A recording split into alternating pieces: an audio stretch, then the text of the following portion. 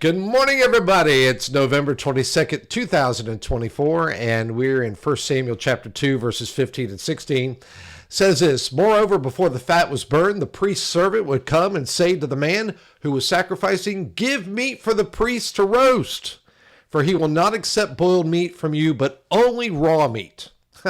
And if the man said to him, 'Let them burn the fat first and then take as much as you wish,' he would say, 'No.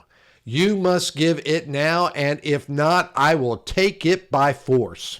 All right, let's dig in here a little bit, all right?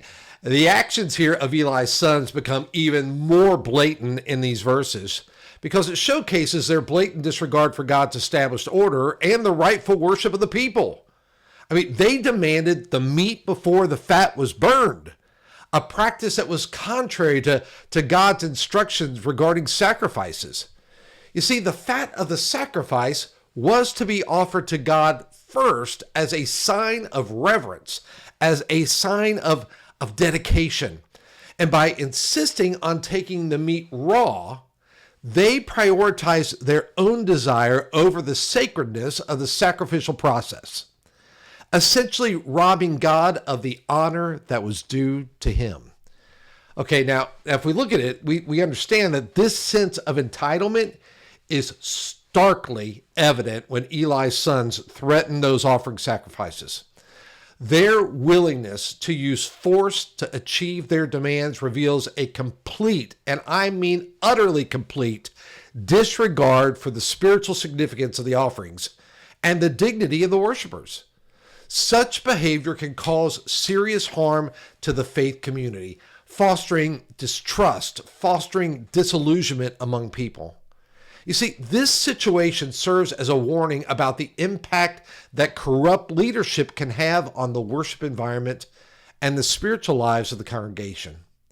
Moreover, I would say, the sons' actions challenge us to consider the importance of respect and the importance of integrity in our worship practices. You know, listen, when we approach God, whether in private devotion or if we approach him in corporate worship, we must do so with a heart that recognizes his worthiness, that recognizes his holiness. You see, the emphasis on burning the fat first reminds us that worship should be prioritized and that we must never allow personal preferences or desires to overshadow our own reverence for God. And this calls for a spirit of humility and a commitment, a true commitment to uphold the sacredness of our worship.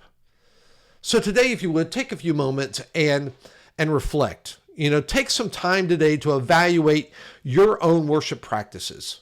Are there areas where you may be approaching God with a casual attitude or where personal desires overshadow your reverence for him? Reflect on how you can cultivate a heart that honors God in your worship, ensuring that he receives the glory and the respect that he deserves.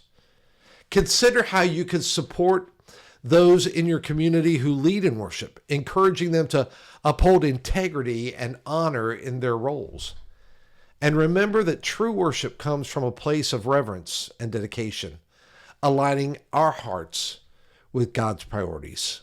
I hope you have a blessed day and a great weekend, and I'll see you right back here tomorrow morning. Take care.